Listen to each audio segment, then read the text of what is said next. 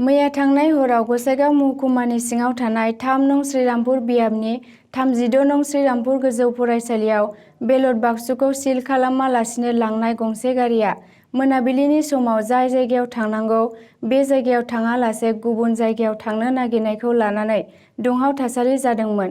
बे दुंहाव थासारि जानायजों लोगोसे बेलट बाक्सुखौ बुफाय-बुसि खालामनानै बेलटफोरखौ बिसिदोंमोन। लोगोसे बिसायख'थिनि अफिसारफोरखौबो गाग्लोबदोंमोन। जाथायखौ होबथानो थाखाय पुलिस बिफाना लाथिख' गुलि गावनो गोनां जादोंमोन।